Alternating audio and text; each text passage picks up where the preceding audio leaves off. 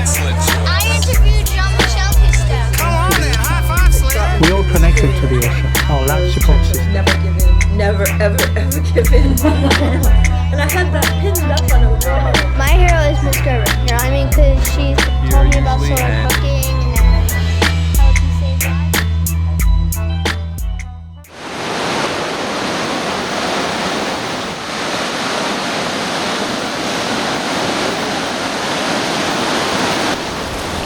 Welcome to the My Hero Report. For over a decade, My Hero has provided a safe place for millions of people to surf the web and share stories about those making a positive difference in the world. I started reporting for My Hero way back in 1994. Today we're going to be talking to a bunch of lifeguards about why they like saving people.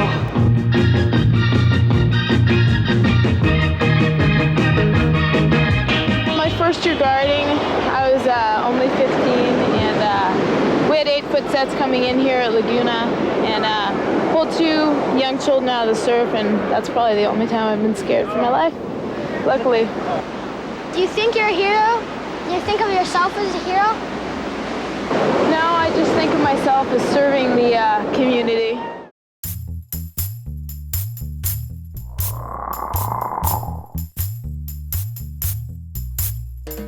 My name is Slater, and I'm a My Hero student reporter.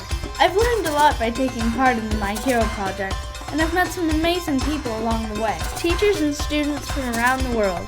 We've danced, played music, painted peace murals, and showed people how to build web pages to share their hero stories with the world. In 2004, I got to be a My Hero junior reporter at an environmental event in Los Angeles. What is this? MyHero.com. It's a website for kids all around the world. They write in about their heroes and Oh, it really? celebrates the best of humanity. Well, that's awesome. Who's my hero?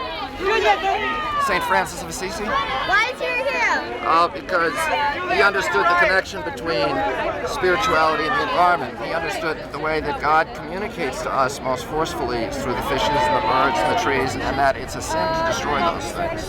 Who is your environmental hero? I'm going to go with Jacques Cousteau.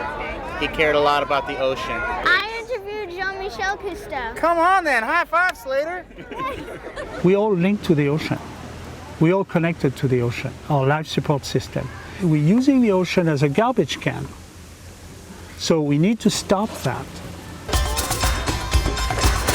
We can all help save the environment. It's not too late. So check out www.oceanfuturesociety.org to help Jean-Michel and Murph save our oceans. Thank you, My Hero, for this amazing adventure that I'll always share. I look around at all the things happening in the world, not just with the oceans, but the streams, the rivers, the forests, our air, and I wonder, where do you find your hope? I mean, where is the... Right there. See these eyes? Me too.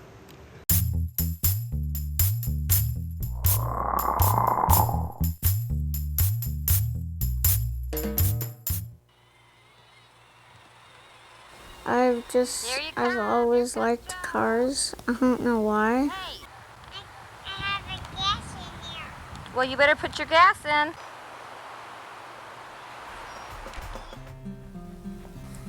Joey, my son, was born with a rare genetic skin disease called epidermolysis bullosa,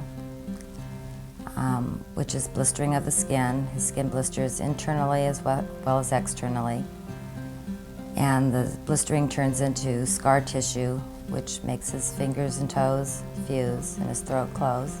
EB is a life-threatening degenerative disease that only gets worse and doesn't get better. And as of today, there is no known cure. His pain threshold is probably something none of us could imagine.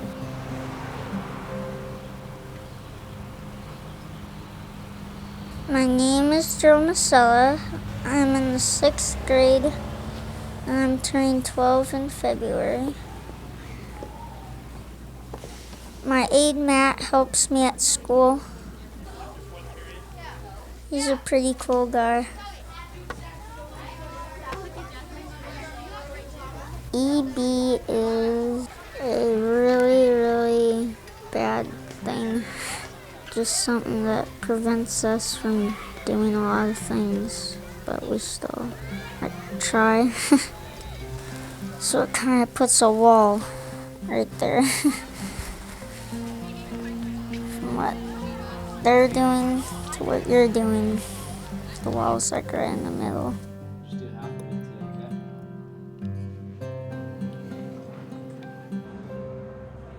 Drama is really fun because I get to be just like a different person with like a totally different personality. In drama class, we are rehearsing for a play. My teacher, Mr. Dresser, helps us out. I've always liked being up on stage.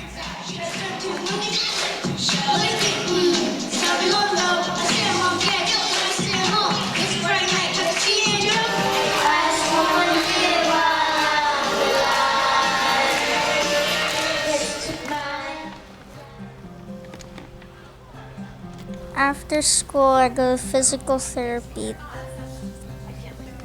With school, therapy, and homework, it's tough because I don't have a lot of free time.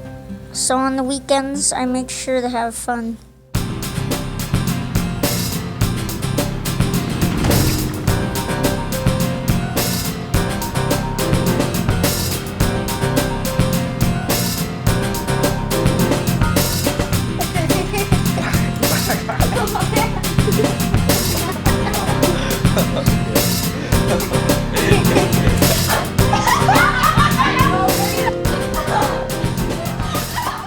The youth group's cool because you can act the way you want and you know that people won't look at you strange.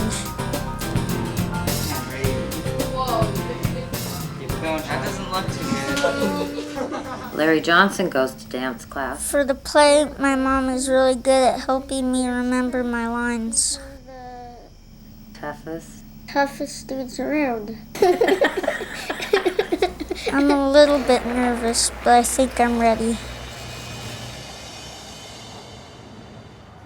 We aced it. We only messed up once, and Mr. Dresser didn't even know. I think we got an A.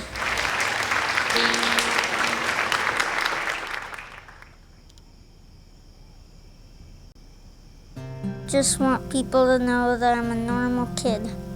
I might not be able to do as many things as other kids and other people and stuff, but I'm just the same.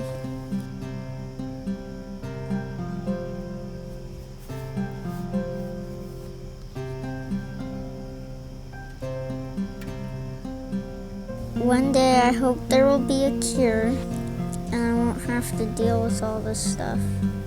For now, I have my family, I have my friends, and I have a really cool scooter.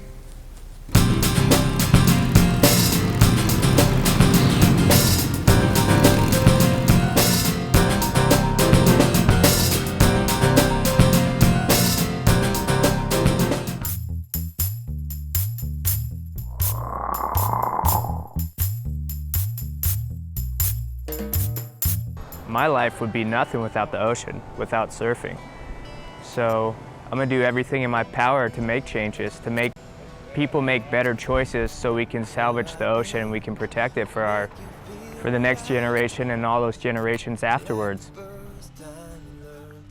Well, we went to the Canary Islands because there's a marina project. It was in a beautiful area of the island, and you know, there's a little local spot where all the kids grew up around it, boogie boarding and surfing.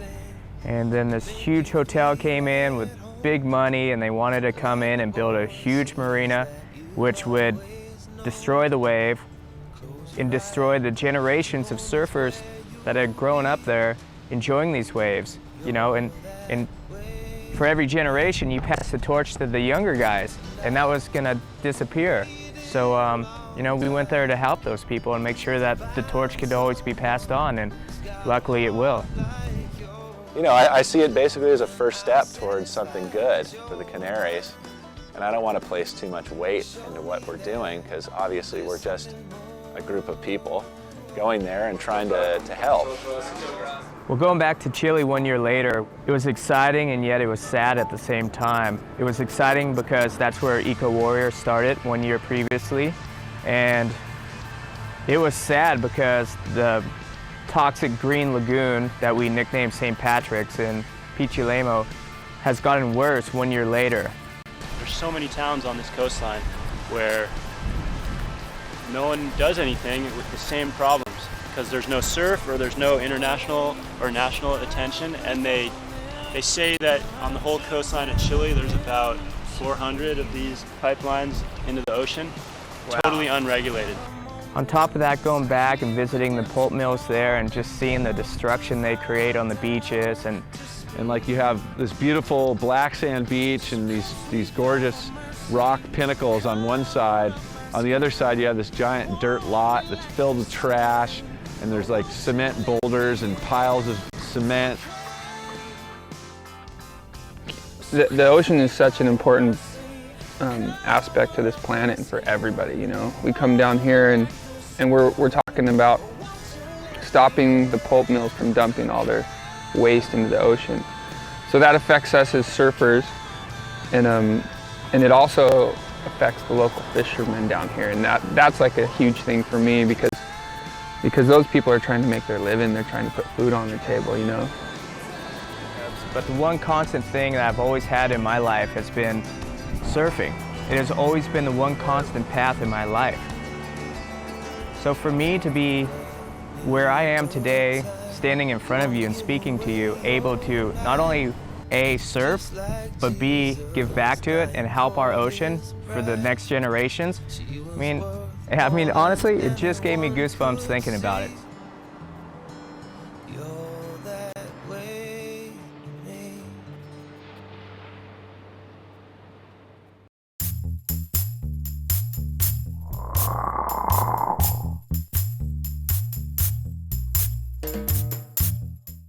When I was in 8th grade, my stomach started getting bigger and bigger all of a sudden, and that's when we first realized that there was a serious problem.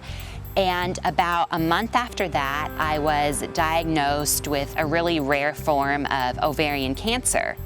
And so I had surgery to remove a large tumor from my stomach, and then the weeks following I had to undergo round after round of chemotherapy until I did it for about 3 months that summer, and then just kept getting test after test and CAT scan until I was clear. And so that was good news, and everything was fine for about another year and a half. In 8th grade, the first day of school, I came with no hair. I had no hair. I was wearing my wig, and I didn't have any eyebrows, any eyelashes, and I don't think half of the school recognized who I was. I looked so different. I mean, I didn't even recognize me when I looked in the mirror, but a few months later, my hair started growing, and I'll never forget the day that I was in PE and I was wearing this long wig, and it was so hot and sweaty, and I was just sick of it. And I was in the locker room surrounded by all my friends,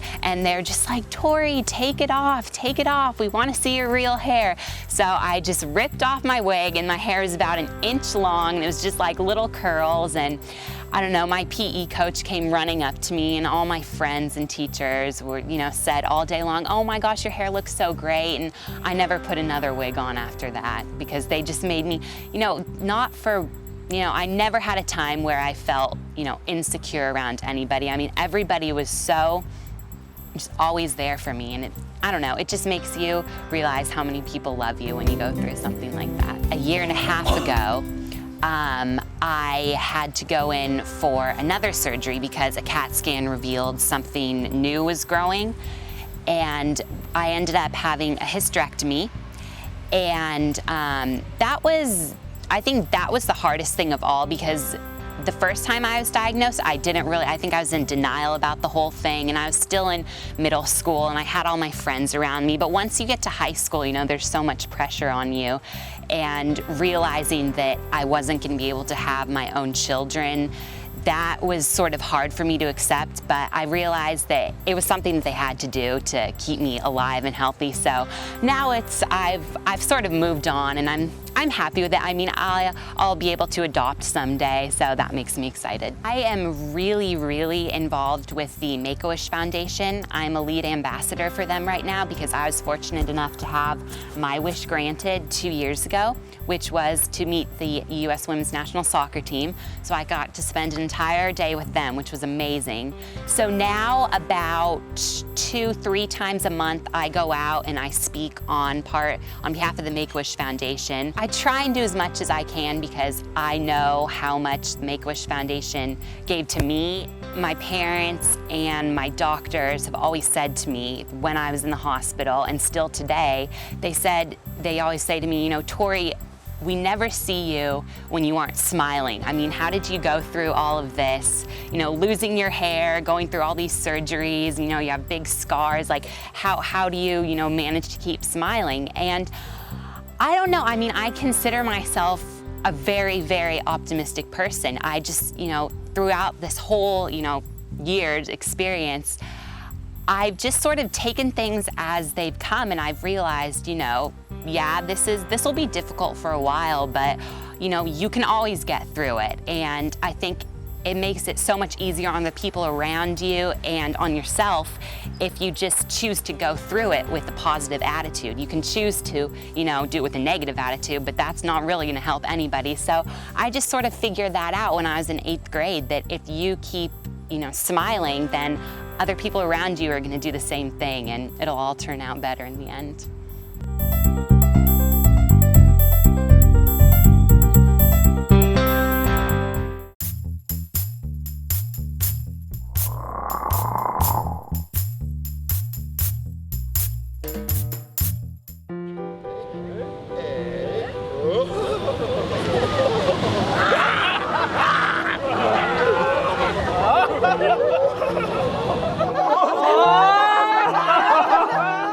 I think if the whole world could laugh, we'd have a better world. Instead of fighting, we'd be laughing. And ho, ho, ha, ha, ha, ho, ho, ha, ha, ha, ho. Jeannie is my hero. Okay, very good. She didn't give me a chance to be depressed and sad over my husband's loss. And she said, you've got to take laughing yoga. And go.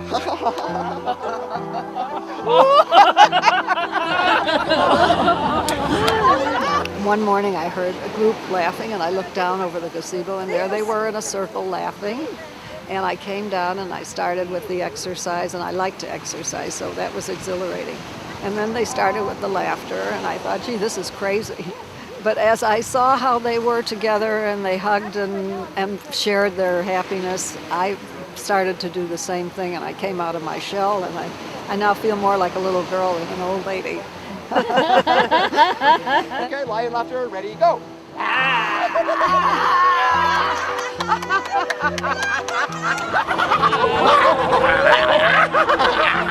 It's thanks to Jeffrey. I have another pair at home just like them, but for the other feet.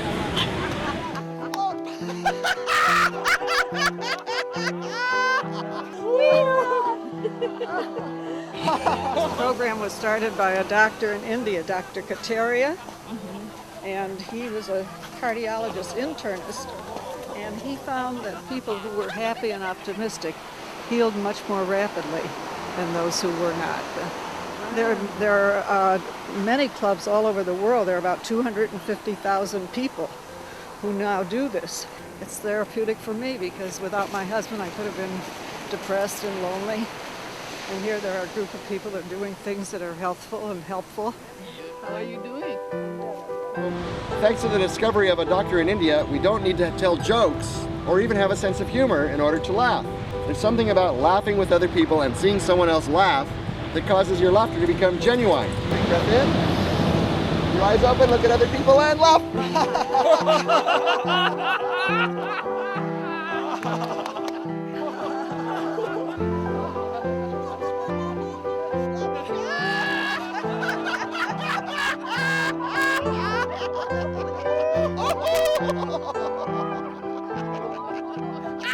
Very good. A gentle energy clap to our whole body. We go like this. Ho, ho, ha, ha, ha. Ho, ho. Smile. Ha, ha, ha. Next laughter leader to lead an exercise will be Dorothy. I gotta say we're going to wave wave and greet the waves and the birds, and we'll run to the ocean and laugh as we do. All right, we'll start. 1, 2, 3, go. Well, I hope they find their way through laughter rather than through gunfire. I hope that the wars stop and people live together in peace. And this is a good start. I think that's what Dr. Kataria hoped for when he founded this in 1995 in India. If the people of Iran can laugh with the people of Israel and the Palestinians, they could share something in common rather than fight and destroy each other's homes, people, the world. That's the hope.